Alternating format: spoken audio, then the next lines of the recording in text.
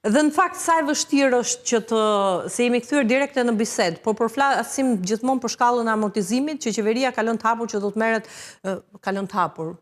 E ka deklaruar në Komisionin e Ekonomisë që shqiptarët do paguajnë më pak. Por jo në asaj çfarë pritej dhe është diskutuar për gjatë kësaj periudhe, se duket që nuk është kuptuar siç duhet mënyra se si do të zbatohet dhe në këto kushte, pra kur është e paqartë edhe për ne që diskutojmë këtu dhe po themi që si do të bëhet. Pra Rinaldo e shpjegoi pak që nuk ka lidhje, bëhet fjalë për godina që mund të jenë shumë të vjetra që nuk arrin çmimin e referencës në rastet kur do të aplikohet. Kjo do të thotë që vetëm një pjesë shumë e vogël e banesave e këtyre familjeve mund të përfitojnë dhe jo të gjithë, ndërkohë që ajo çfarë ne kemi parë, qoftë edhe në rrjetet sociale, qoftë edhe mënyra se si kemi interpretuar atë çfarë thot vetë dokumenti, ka qenë i bie gabuar.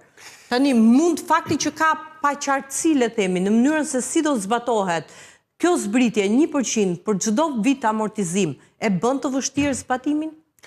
Është jo i vështirë, është i pamundur. Është i pamundur. Po, sepse praktikisht çfarë do të thotë?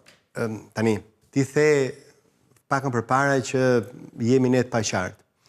Kur Reinaldo, drejtori ekzekutiv i Areas, shoqata e vetme e real estate-it në Shqipëri, dhe unë e Glenti kam mbi 16 vite në treg dhe kam të paqartë dhe jam i sigurt që ata që kanë bërë kanë të paqartë. Po të kuptoj publiku, cila është ajo filozofia. E supozojmë që ke bler pronën 50.000 euro. Do ta shesësh pronën 100.000 euro. Në qoftë se ti këtë pronë do ta shesësh, pra do ta bësh shitjen e saj, çmimi referencës kësaj është 80.000 euro.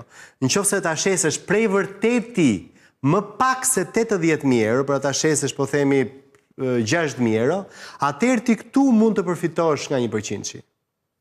Në qoftë se të shesësh 1 cent mbi 80.000 euro, ti nuk fiton nga 1%. Kam përshtypjen, është kjo një lojë e rrezikshme që mund të bëj që prap qytetarët për ta ulur këtë detyrim të deklarojnë pra një shitje, një transakcion më pak se Ne kemi thënë, pra mund të jetë ky një hapësirë dhe një shteg i ri për abuzime? Ja kemi thënë Ministrisë të Financave që kjo politikë me 1%-in vetëm e bën të komplikuar dhe të josh për ta përdorur në atë moment kur ti nuk ke nevojë. Se unë e kuptoj një shtëpi të 1950 jetës, 1906 jetës, po banesat e para 9 jetës janë 65 vite të amortizuara, po themi qoftë shalvar, qoftë të gjutë e uajt e Grug Elbasan, që mund të janë ca ndërtesa, por që me gishtat e duarve, kuptimi që janë të amortizuara, ato po mund të përfitojnë se nuk e kapin do të çmimin e referencës, se ka shumë ndërtime të reja afër, me çmime më të larta dhe ato nuk e kapin.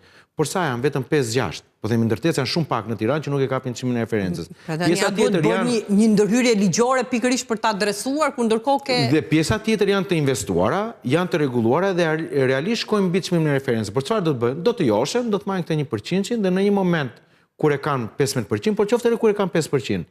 Se përsëri e tha Ministri i Financave që 5% është shumë. Lëre 3%, tregu është mësuar dhe nga ana psikologjike me 3% e ka funksionuar. Kushdo i cili do joshet gabimisht do të përdori 1% për të shmangur pagesën e taksës, për të bërë pak evazion dhe për të marrë ato lek kesh. Ndërkohë që e drejta do të ishte 3% fushat e rivlerësimit, duke i lënë shumë pak shanse për të joshur për të fshehur, dhe në të njëjtën kohë nafa gjatë do duhet të ishte 0 për ata që nuk janë spekular, për ata që kanë shtëpinë e tyre, që kanë 10-15 vite dhe përdorin, apo ata që kanë mbi 2-3 vite kemi thënë, që përdorin shtëpinë realisht. Sa më pak, sa një barë më e ullët fiskale, sa më e ullët jetë bara fiskale, atë më gjithë përfshirëse është dhe nuk ke nevoj për 1%. Ti paguan atë, vlerën e reale tregut e gjem, paguan pjesën që takon dhe s'ke nevoj të fshirë, sepse 1% është kleçk për të kesh përdorur dhe për të bërë evazion. Pra mund të jetë një hapësirë se nëse diçka nuk është e thjesht për të kuptuar, atëherë ka diçka që nuk shkon.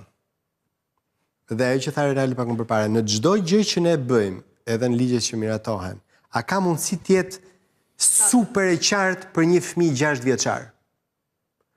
Pra sot ka profesionist real estate, ka ekonomist, ka edhe persona ata që kanë bërë ligjin tek Ministria e Financave që ta garantojnë nëse jep një shembull, një kazus përpara nuk din ta bëjnë. Klient, unë kam provuar vetë një gjë të tillë. Ky është viti i tretë që ne të paktën çdo të hënë i dedikohemi çështjeve që kanë të bëjnë me pronat. E beson që ka ende nga ata qytetarë pavarësisht se unë gjithë diskutimin e bëj në një terminologji që është e kuptueshme, duke parashtruar shembuj dhe ka ende nga ata të cilët çojnë mesazhe dhe thonë që janë të paqartë, pra në kushtet edhe kur përpiqesh pra t'ia qartësosh, sërish janë të paqartë sepse vetë fakti, vetë formulat, vetë skemat janë të tilla që edhe ky shpjegimi që ne bëjmë është i pamjaftueshëm për dhënë informacionin e duhur dhe të qartë për ata që na ndjekin. Shiko, unë e futa gjithë ligjin ke ChatGPT-ja, tani mos na trego këto. Jo. Edhe i thash nëse bëhet apo s'bëhet, dhe thot që dhe në fund fare është pyetja, aplikohet amortizimi 1% në këtë rast, i dhash shembullin konkret, dhe thot jo. Sepse nëse referenca është e tjerë dhe bën matematikën e vet. Pra praktikisht në letër ajo mund të shkruhet. Po jo, unë kam uploaduar gjithçka këtu. Pra ligjin, kam përguar rregullore, kam uploaduar çfarë kishte, kam uploaduar ka ligjin e ASHK-s e tjerë. Dhe më thotë që nuk bëhet. Nuk bëhet. Po. Ka ardhur koha, shiko, përpos asaj. Më falni, shqiptarët vetëm të bëhen gati që vitin tjetër, në momentin që duan të rivlerësojnë apo të tregtojnë pasurinë e tyre të palueshme, të bëhen gati që do paguajnë 5%. Kjo do të ishte mesazhi i qartë.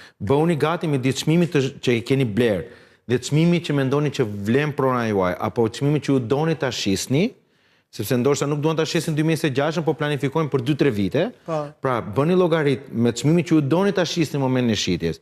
Minus çmimin që ju keni bler, 5% të asaj vlerë do ta paguani në 2026. Ju tregoj edhe një hile me çmimin që doni ta shisni, se mund kujtojeni në 2027, po s'ka rivlerësim atëherë. Por mund kujtojnë kur të jemi pjesë e BE-s, do atëherë i bie gjithë me prona që kalojnë. Ne prandaj po e nxisnim Ministrinë e Financave që ta kishte 3%, sepse duam që pronën ta rivlerësojnë të gjithë shqiptarët, pavarësisht nëse kanë ndërmend ta shesin 2026 apo jo. Me 5% me shumë mundësi do ta rivlerësojmë vetëm ata që kanë ndërmend. Ne nga ana tjetër sugjerojmë shumë që prona është investim. Dhe ky investim duhet bërë gati për të dalë në treg në çfarëdo lloj momenti. Nuk e dim se si na vjen jeta, çfarë na sjell jeta.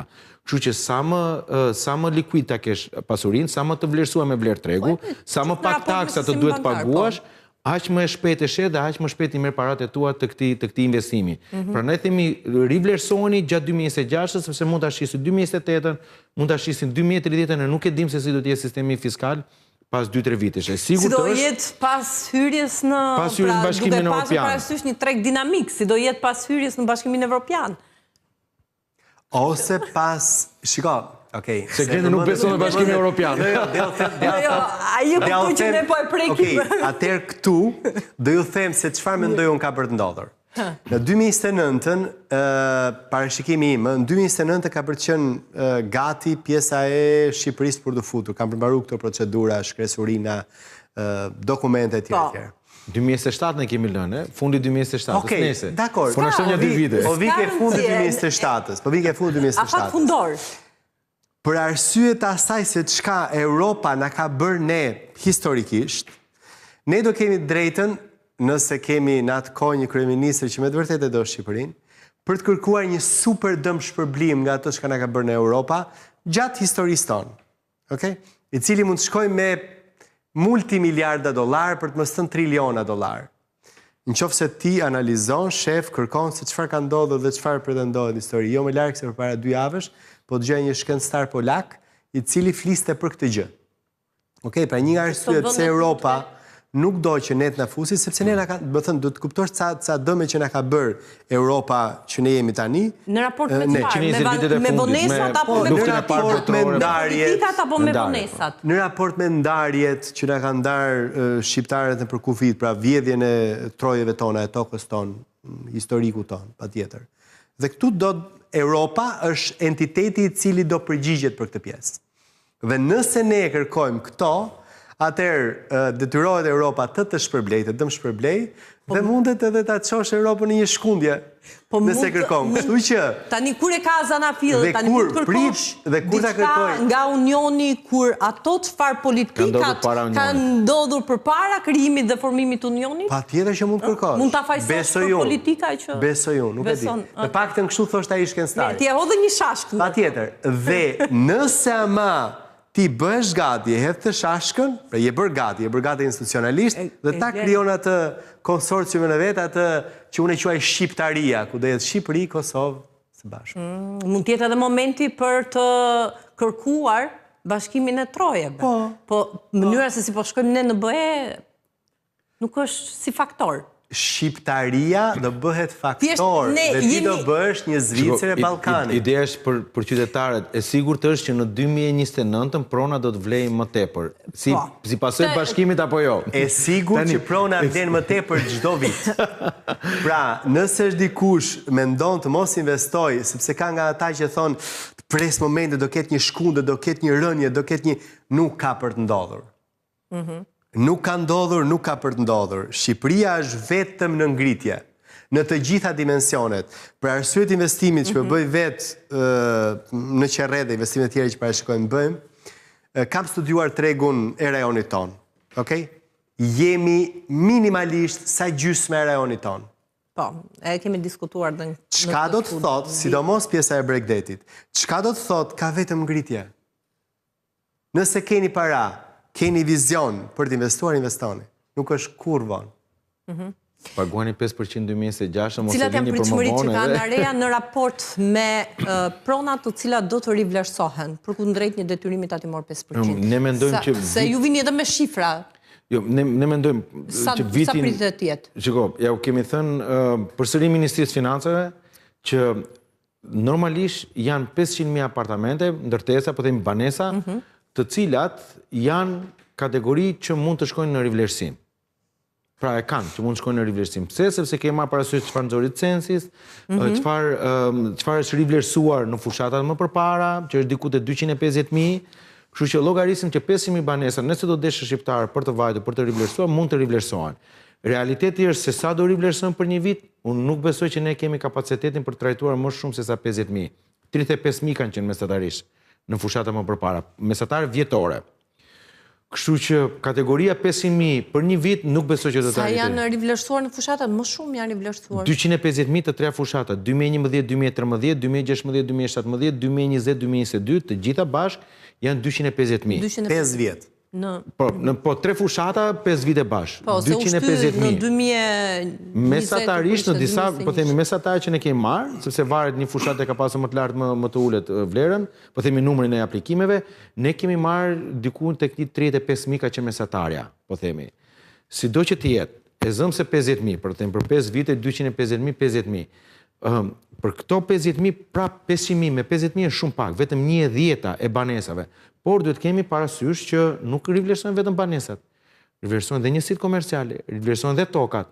Kështu që të mendojmë që sot ka diku tek 3.5 milion titull pronësie të certifikuar dhe 1.2 janë të pa legalizuar, të pa regjistruar. E kundërta. Jo, unë të paktën shikoj projekt ligjin që është për 1.3 milion pasuri janë të regjistruar dhe pjesa tjetër... Jo, projekt ligji për taksën mbi pasurit tregon që janë dhe 1.2 që duhet të regjistrohen.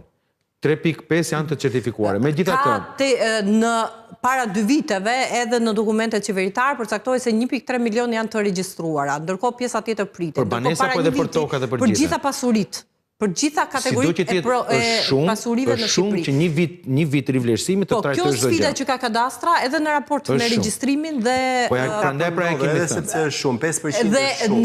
në disa muaj më parë është deklaruar që janë 2.5 milion pasuri, të cilët vetë kadastra zotohet që t'i regjistrojë brenda 2026-ës.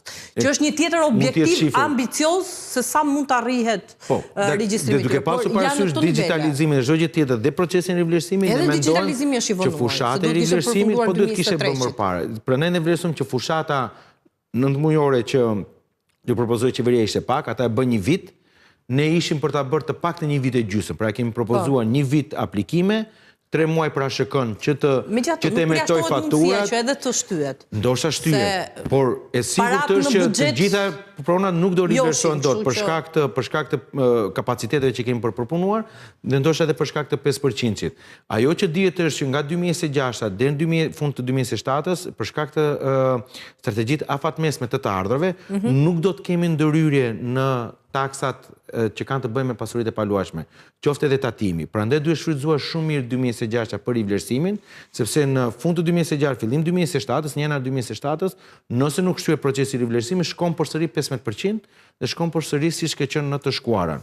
Prandaj ky një vit duhet shfrytzuar shumë mirë për të rivlerësuar pronën, nëse ke ndërmend ta tregtosh. Ju a thua këtë qytetarëve edhe nëse 2026 duhet shfrytzuar mirë për rivlerësimin, për të rritur vlerën e çdo prone që në 2027 të ketë një taks Nuk ka lidhje. Që do të rëndoj? Jo, po shiko. Duhet kemi parasysh pavarësisht në 2027 edhe formula e taksimit të ndërtesave do të ndryshojë. Nuk ndryshon në janar 2028-s, nuk futet në fuqinë 2027-ën, ndryshon dhe po do ndryshojë ama. Po do ndryshojë, po nuk do varet nga sa e kanë vlerësuar unë pronën. Do varet sepse në fund të ditës në 2028-ën, po themi ekzekutivi dëshiron të kalojë në të dhëna reale tregu. Pra, prona jote, pavarësisht që ke rivlerësuar apo jo, unë si shtet e di se sa vlen dhe të bëj përditësimin e sistemi e çmimit të referencës çdo 12 muaj. Pra, çdo fillim viti unë them prona jote shritur me kaq përqind vren 100.000 euro. Vitin tjetër do vlen 105. Dhe taksën do e paguash me një çmim referencë që do të shkojë pothuajse njësh me realitetin. Pra ne i them shqiptarëve që rivlerësoheni se nuk do shpëtoni dot nga një taksë mbi vlerën reale. Nëse do bëhemi gati për Bashkimin Evropian, prona jon do të ketë vlerë reale në kadastrën fiskale. Duam e deklarojmë apo se e deklarojmë ne, e kemi të rivlerësuar apo jo ne, ajo ka vlerë reale dhe ti do paguash taksën mbi pasurinë mbi vlerën reale. Kështu që është gjuna që të humbësh favorin e kursimit të 10% taks, edhe të mendosh që nuk dua ta shënoj kartesë, se ndoshta s'do e marrin vesh ata se sa vlen prona ime. Ishte për të sjellë në vëmendje le të themi atë çfarë ndodh lidhur me taksimin, po në raport me 15%. Dua të rikthehem për shkak se këto fushata ne dim që nuk janë një zgjidhje, pra amnistit, rivlerësimet që bëhen, megjithëse thonë që ky do të jetë i fundit. Po, vitin e kaluar siç u tha edhe herën e kaluar. Herën e kaluar u tha që ky do të ishte i fundit. Ai 2024 do të ishte i fundit, tani bie që ky 2026 do të jetë i fundit. A duhet ripar taksimi, pra norma tatimore 15% e banesave? Po nuk flasim vetëm 15%. Si që kanë zgjidhur vendet e Bashkimit Evropian, meqense ne kemi qef t'i referohemi. Pra duke hequr nga kjo taks transakcionin kur është për blerjen e një banese, apo kur ka shtëpia banimit prashitet për herë të parë, shtëpia shitet kur është banesë parsorë, jo shitet për herë të parë, kur është banesë parsorë. Parsorë. Nuk është çështja e 15%, por duhet të ndryshojë mënyrën se si qeveria mendon për strehimin. Pra sot ne trajtohemi njësoj si një biznesmen. Pra ti taksosh 15%, ashtu siç taksohet një biznesmen që ka tatim fitimin. Ti e rivlerëson pronën me 5%. Biznesi është më pak se aq. Ka kleçka tjera që shkon më pak. Po themi, po në parim, ti e rivlerëson pronën 5%, ashtu siç e rivlerëson entiteti tregtar, biznesi. Pra në 2026-ën, kur ne të vemi për të rivlerësuar pronën, edhe një qytetar shtresë mesme që ka banesën e vetme, që mund ta ketë blerë me kredi dhe i ka vajtur lakun gry dhe po e rivlerëson, do trajtohet po njësoj si një biznes. Dhe më e keqja është më pastaj për të fshehta që ka biznesi, se atë 15% dhe këto kostot e rivlerësimit biznesi i shkarkon nga tatimi në fund të ditës. Ndërkohë që ti si qytetar, kostot që ti ke për pasurinë apo për rivlerësimin, për marrjen e pasurisë, për mirëmbajtjen apo për rivlerësimin, ti nuk ke ku i shkarkon. Pratikisht dalin të thata nga xhepi yt. Kështu prandaj them duhet të ndryshojmë mënyrën se si qeveria mendon për shtresën e mesme dhe si mendon për strehimin. Sugjerimet tona kemi dhënë 43 vende të marra në studim. E kemi marrë dhe vendet e OECD-s, kemi marrë dhe vendet e Bashkimit Evropian. Asnjë nuk e ka kështu si ka Shqipëria. Madje Kosova, Maqedonia, Malizi, Serbia e kanë më mirë se sa Shqipëria. I trajtojnë më mirë qytetarët e tyre se sa Shqipëria. E para ka një taks të shesh, pra kanë 10%, e kanë shumë më pak, po edhe kur bëjmë fushatën e rivlerësimit, e kanë më të ulët. E dyta kanë 10-15% kanë në vendet e rajonit. Disa e kanë dhe 15%. Unë e di që rajoni ka 10% për shkak të taksimit të shesht. E dyta njohin kostot.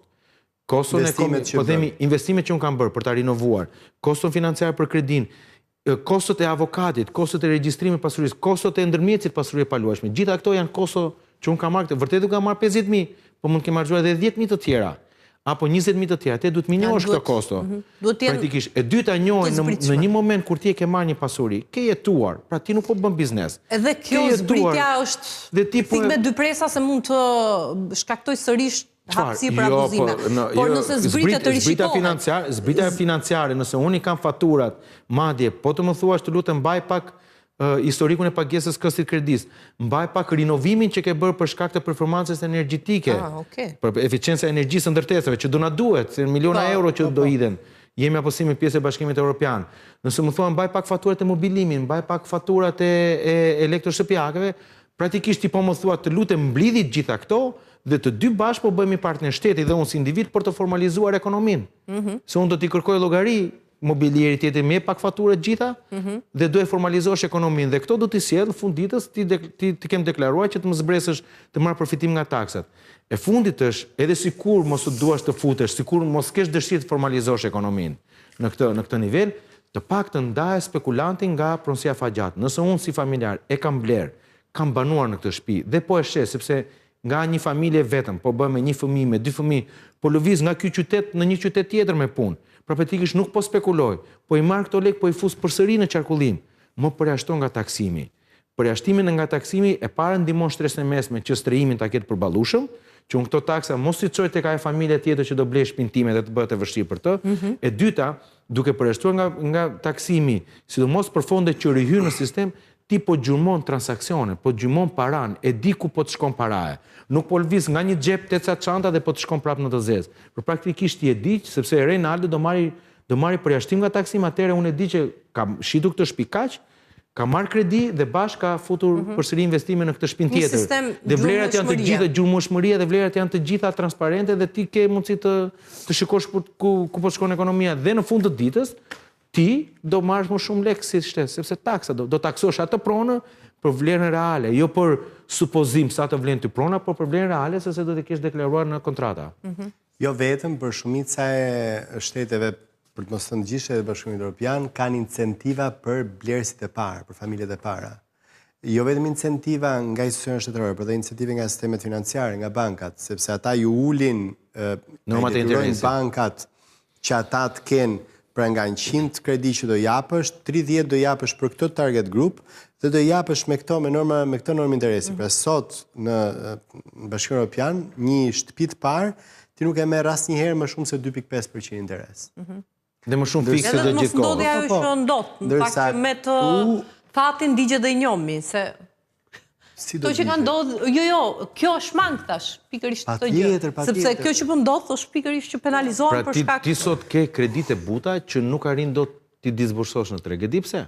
Sepse kredite buta shkojnë me sistem me çmime referencë, një pjesë që janë jashtë realitet, po e dyta për shkak se kostot e kredis, për shkak të gjithë të shtrëmbrimit tjetër të realitetit nuk akseson dot, nuk arrin dot marrë, pse sepse do mendoj që 15% do shtohet, pra ti e trajton njësoj domethënë në taksim, gjithkohë që mund të bëhe mund të krijohen këto diferencime, edhe pse sa herë bëhet fjalë për përjashtimet, institucionet ndërkombëtare nuk është se po institucionet ndërkombëtare na tregojnë njerëz se si i bëjnë në vendet e tyre dhe pastaj flasin, domethënë. Kjo nuk është përjashtim, ky është përjashtim për strehimin, nuk është përjashtim për. Shiko, vetëm flasim për institucionet ndërkombëtare, vetëm sot po lexoja një artikull ku Urban kishte folur për këto Bashkimin Evropian për miliarda euro vjedhje që kanë bërë.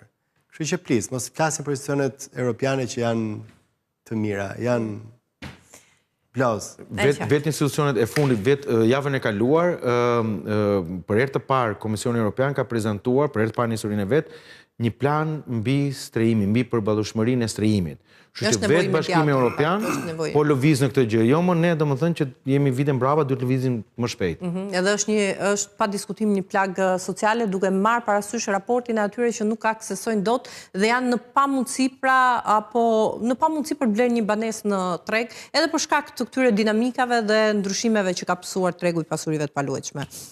Unë ju falenderoj, Reinaldo, faleminderit, kënaqësi. I bie që takimi i radhës tjetë në 2026-ën. Mendoj që po, domethënë në javën e parë 2026 jemi gati për të folur për digitalizimin e AZK-s. Digitalizimin edhe çfarë duhet bërë pikërisht për tregun imobiliar, formalizimin dhe mirë funksionimin e këtij tregu. Faleminderit edhe një herë tjetër, Glen, faleminderit. Kënaqësi që ishe me ne. Mirë, pak publicitet, rikthehemi sërish për të folur mbi një ndërhyrje. Kontratat e porosisë, ato që janë në proces legalizimi, do të përfshihen në rivlerësim? Atëherë, nëse nuk e një certifikat pronësie, nuk mund ta, po them, nëse nuk e ke pronën të regjistruar, pra një kartel pronësie, ti nuk mund ta rivlerësosh, se certifikatën mund ta kesh humbur se ka qenë në proceset e mëparshme. Jo, fatkeqësisht ekzekutivi nuk e ka pranuar propozimin ton për të futur këto prona në rivlerësim, kështu që do të rivlerësojnë 2026 të gjithë ata që kanë një kartel. Me certifikat pronësie. Nëse ka një kartel, se certifikatën ndoshta sa arrin ta 300 kohë, po ta regjistrojnë pronën, dali kartela dhe 2026-s. Po pra, nëse pajisën, nëse e përmbyllin procesin brenda 2026-s. Mirë, e sqaruam dhe këtë, shpresoj të mos kemi lënë gjë tjetër. Megjithatë këtu jemi, kështu që faleminderit edhe një herë tjetër. Faleminderit. Pak publicitet, rikthehemi sërish.